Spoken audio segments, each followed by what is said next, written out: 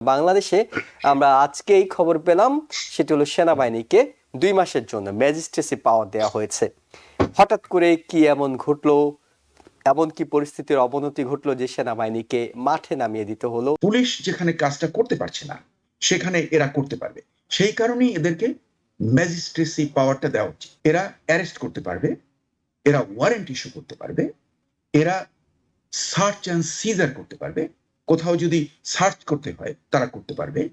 এবং শুধু তাই না, যে 2 ইয়ার্স লেভেলের যে কেসগুলো হয় সেই কেসগুলোতে তারা ম্যাজিস্ট্রেসি পাওয়ারও তাদেরকে দেওয়া হয়েছে। মরেও গেছে, মেরেও গেছে, আর একটা বাজি রেখে গেছে। কোন ইনস্টিটিউশন এদেশে রাখেনি যে ইট ক্যান ওয়ার্ক ইনডিপেন্ডেন্ট 30 দিনে। এই সরকারের যে সফল, আপনি মনে করেন যে 30 দিনে যদি ডক্টর ইউনূসের কোনো সাফল্য নাই ধরেন, তাহলে 30,000 কোটি টাকা পাচার বন্ধ হয়ে গেছিল অটোমেটিক। বাংলাদেশে আমরা আজকেই খবর পেলাম, সেটি হলো সেনাবাহিনীকে 2 মাসের জন্য ম্যাজিস্ট্রেসি পাওয়ার দেওয়া হয়েছে। হঠাৎ করে কি এমন ঘটলো, এমন কি পরিস্থিতির অবনতি ঘটলো যে সেনাবাহিনীকে মাঠে নামিয়ে দিতে হলো, তাদেরকে ম্যাজিস্ট্রেসি পাওয়ার দিতে হলো, এবং এই ম্যাজিস্ট্রেসি পাওয়ারের মাধ্যমে আসলে কি ধরনের পরিবর্তন আসতে পারে বলে আপনি মনে করছেন? আপনাকে ধন্যবাদ, প্রশ্নটা খুব ভালো হয়েছে এবং দর্শকদেরকে আমার অন্তরতম শুভেচ্ছা।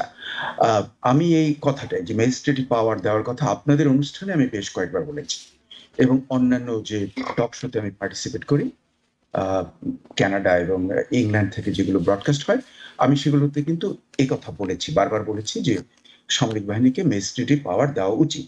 এবং আমি খুব খুশি হয়েছি, এটা যে আমি বলেছি বলেই হয়েছে, I am not telling that, এটা আরো অনেকের বক্তব্য আছে এবং ওনারা নিজেরাই বুঝেছেন যে এটা দরকার। কেন দরকার? ফার্স্ট অফ অল, যে আমাদের যে পুলিশ সার্ভিসটা, যারা শান্তি শৃঙ্খলাকে রক্ষা করে, তারা দারুণভাবে বিধ্বস্ত হয়ে গেছে। যেটা আগের যে স্বৈরশাসকের মানে বিভিন্ন এজেন্ডাগুলোকে ইমপ্লিমেন্ট করতে গিয়ে, তাদের ঊর্ধ্বতন অফিসারদের কথা শুনতে গিয়ে পুলিশ বাহিনী অনেক কাজ করেছে, যে জন্য তাদের মনোবল ভেঙে গেছে, তারা অনেকে পালিয়ে গেছে, তারা অনেকে জয়েন করছে না, তারা কাজ করতে অনীহা প্রকাশ করছে। এমনি এক পরিস্থিতিতে সবচেয়ে যেটা এখন বর্তমানের গুরুত্বপূর্ণ ব্যাপার হলো শান্তি শৃঙ্খলা ফিরিয়ে আনা একটা বিপ্লবের পর। সেখানে আমাদের দরকার যে এটাকে তাড়াতাড়ি সলভ করা। সেজন্য কি কি হবে? একটাই মাত্র, মানে আমি মাননীয় প্রধান উপদেষ্টার সুরে সুর মিলিয়ে বলবো যে বাংলাদেশের বিভিন্ন ইনস্টিটিউশন গুলো পচন ধরেছে। তার মধ্যে একটা মাত্র ইনস্টিটিউশন আমি অ্যাড করব, সামরিক বাহিনী, যার উপরের একটা ন্যারো লেভেলকে যদি আমরা বাদ দিয়ে দিই, তাহলে কিন্তু সামরিক বাহিনী জন্য আমি খুবই গর্বিত এবং এখনো তারা সঠিক রয়েছে, তারা পচে যায়নি, পচন তাদেরকে ধরতে পারেনি। কাজে এমনি একটা বাহিনীকে আমরা ব্যবহার করতে পারি, পুলিশ যেখানে কাজটা করতে পারছে না সেখানে এরা করতে পারবে, সেই কারণেই এদেরকে ম্যাজিস্ট্রেসি পাওয়ারটা দেওয়া উচিত। ইন সামারি, এটা কি তাহলে? এরা এরা অ্যারেস্ট করতে পারবে, এরা ওয়ারেন্ট ইস্যু করতে পারবে, এরা সার্চ অ্যান্ড সিজার করতে পারবে, কোথাও যদি সার্চ করতে হয় তারা করতে পারবে। এবং শুধু তাই না, যে 2 ইয়ার্স লেভেলের যে কেসগুলো হয় সেই কেসগুলোতে তারা ম্যাজিস্ট্রেসি পাওয়ারও তাদেরকে দেওয়া হয়েছে এবং দেওয়া হয়েছে অফিসারদেরকে। এবং আমাদের সামরিক বাহিনীর অফিসাররা কিন্তু দারুণ দক্ষ, very well trend, very knowledgeable. কাজে তারা যে আইনগুলোকে দেওয়া হয়েছে যা তাদের আন্ডারে, সেগুলো তারা, আমার মনে হয় it will take them few days এটাকে রপ্ত করা, এবং they will be very effective in the field. কাজে আমি মনে করি এই ম্যাজিস্ট্রেসি পাওয়ারটা আগিয়ে দেওয়া উচিত ছিল, কিন্তু মানে হয় কি, একটা বিপ্লবী সরকার যখন পাওয়ারে আসে তখন এত কিছু আসে, মানে আপনি এটাকে একটা ঝড়ের সঙ্গে বলতে পারেন। হ্যাঁ, যে একটা খুব ঊর্ধ্বচাপ চেপে আছে অ্যাটমসফিয়ারকে, হ্যাঁ, কোনো কিছু নড়তে দিচ্ছে না, নিচটা শুধু গরম হচ্ছে, তখন টেম্পারেচার বেড়ে যায়, আমরা জানি ঊর্ধ্বচাপ। হঠাৎ করে ঊর্ধ্বচাপ ফিনিশড, হ্যাঁ, যে আমাদের এই স্বৈরতান্ত্রিক সরকার ফিনিশড, সঙ্গে সঙ্গে কিন্তু দেখবেন যে আশেপাশে যত বাতাস বিভিন্ন জায়গা থেকে এমন ভাবে ধেয়ে আসে যে এখানে অসম্ভব ঝড়ের সৃষ্টি হয়, সেটাই হচ্ছে। এবং এটাকে করার জন্য ইমিডিয়েটলি এটাকে সমাধান করার জন্য ইমিডিয়েটলি এটা দরকার ছিল, কিন্তু অন্যান্য অনেক কাজের ভিড়ে এটা হয়তো একটু দেরি হয়েছে আমরা সামান্য। এটা স্পষ্ট যে আপনি পুরো বিষয়টিকে ইতিবাচক ভাবে দেখছেন এবং মনে করছিলেন যে এটি খুবই। অনেক আগে থেকেই হওয়া দরকার ছিল। প্রফেসর ডক্টর শওকত আলী, আপনার কাছে একটু জানতে চাইবো, যেটি ডক্টর মোস্তফা স্যার বলছিলেন যে বিষয়টি ইতিবাচক, কিন্তু এমনিতেই রাজনৈতিক সরকার, গণতান্ত্রিক সরকার, সেসব বিষয় নিয়ে কথা থাকে সবসময়, যে সরকারি দায়িত্বে থাকুক না কেন। সেখানে সেনাবাহিনীকে আপাতত 2 মাসের জন্য এই ম্যাজিস্ট্রেসি পাওয়ার দেওয়া হয়েছে। আপনার কাছে কি মনে হয় যে এটা যদি 2 মাসের পরে আবারও দীর্ঘায়িত হয়? এখন তো বলা হচ্ছে আইন শৃঙ্খলা পরিস্থিতির অবনতি আছে, পুলিশের উপর আস্থা নেই, নানা কারণে সেনাবাহিনী দায়িত্ব পালন করতে পারে লম্বা সময়ের জন্য। যদি এই দায়িত্ব তাদের হাতে থাকে, তবে সেটা এখন পর্যন্ত সেনাবাহিনীর ভূমিকা অনেক প্রশংসনীয়, অনেক ইতিবাচক, কিন্তু নেতিবাচক কোনো প্রভাব পড়তে পারে বলে আপনার কাছে মনে হয় কিনা?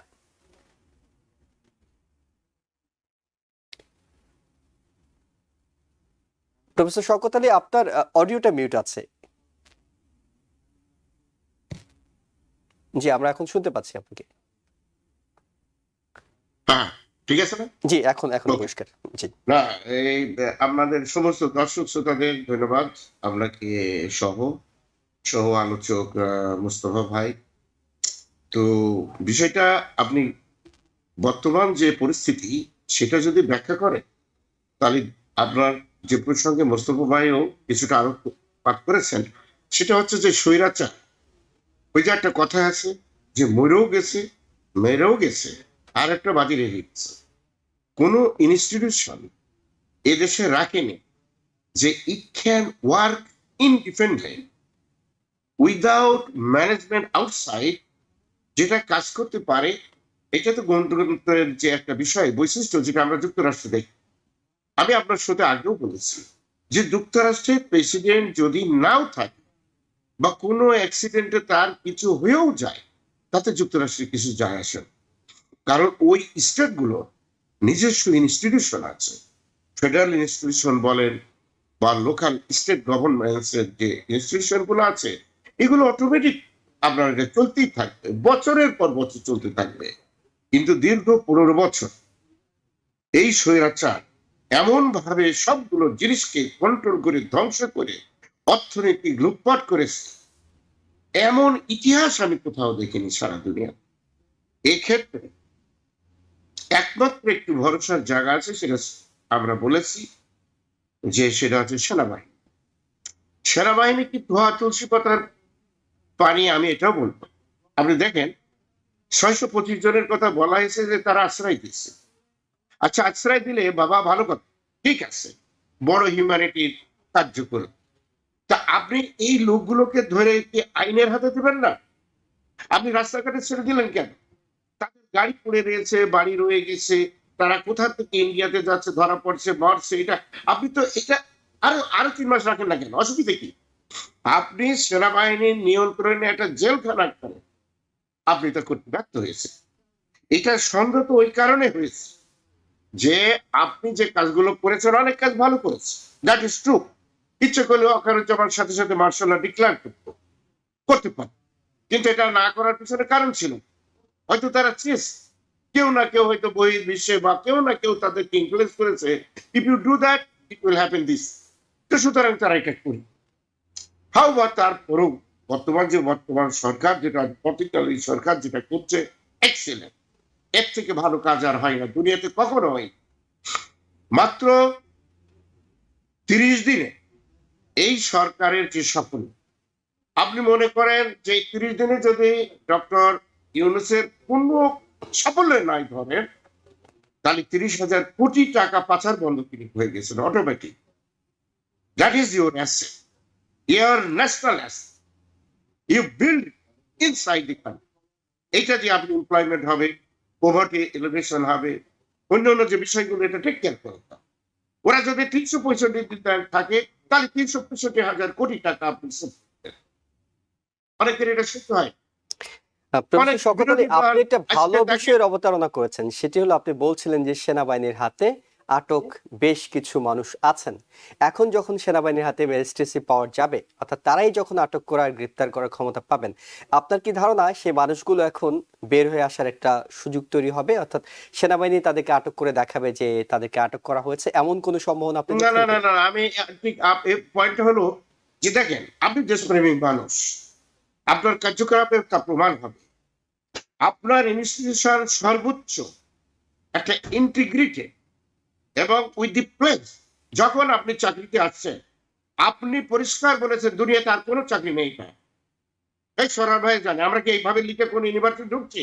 উনি বলছেন আমার জীবনের বিনিময়ে ন্যাশনাল ইন্টিগ্রিটি এবং কনস্টিটিউশন রাখবে, এবং এই শপথটা কিন্তু সে যখন রিটায়ার্ড হয়ে যায় তখনও কিন্তু তারা, আপনি সারা দুনিয়ার ইতিহাসে থাকবেন মিলিটারি হিস্ট্রিতে, তারা কিন্তু এই শপথবদ্ধ। ওদের ডাক দিলে রিকল করা যায় any time, any retired person. এখন আপনি কোন কারণে, কোন যুক্তিতে আপনি তাদেরকে ছেড়ে দিলেন কেন?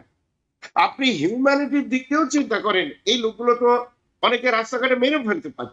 যদিও আওয়ামী লীগ পুলিশে সবসময় ভয় দেখিয়েছে আওয়ামী লীগ ক্যাডারদেরকে যে আমরা ক্ষমতাচ্যুত হলে 2 লাখ 4 লাখ লোক মারা যাবে।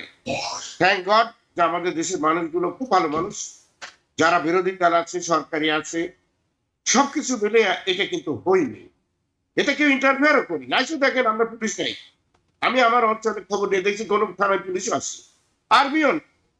এটা 71 সালে আমি এগুলো দেখে আসছি, তারপরেও চলছে একটা স্টেবিলিটি আছে।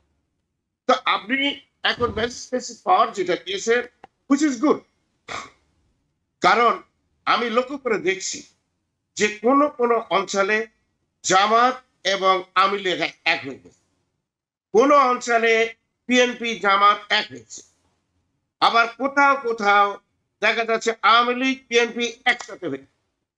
আবার এমনও শোনা যাচ্ছে যে তারা একটা বাণিজ্য করছে। আওয়ামী লীগের হাতে পয়সা আছে, তোমার বাড়িতে আগুন ধরবে না। এই যেমন আপনার পার্থ যে কথাটা বলছে, ব্যারিস্টার পার্থ, যে একই পাড়ায় থাকে আওয়ামী লীগের লোক আর আমি থাকি, আমার বাড়িতে আগুন দিল আর আওয়ামী লীগের লোকদের বাড়িতে কোন রকম আগুন, এই তো 2 সপ্তাহ আগে আপনি শুনেছেন, প্রকাশ করছে যে কোন কারণে আমার বাড়িতে আগুন দেওয়া হলো। তো এই যে জিনিসগুলো থেকে যদি আপনি বাঁচতে চান, তাহলে সেনাবাহিনীর একটা রোল আছে। পরিষ্কার, আপনার বক্তব্যটা পরিষ্কার। জি। তাদের ভূমিকাটা এখন আরো পজিটিভ হওয়া উচিত।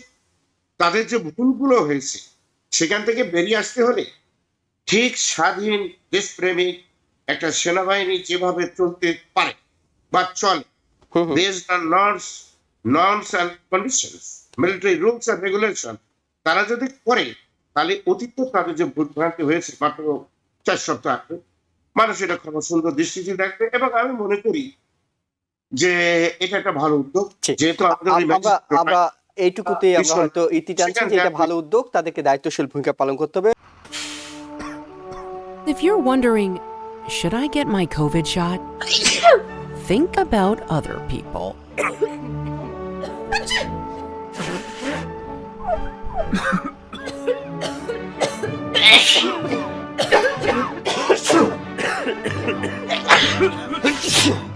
Set a date to get your COVID shot and RSV if eligible. Learn more at nj.gov/health/vaccines. New York থেকে সম্প্রচারিত TVN 24 টেলিভিশন বিশ্বজুড়ে বাঙালির কণ্ঠস্বর।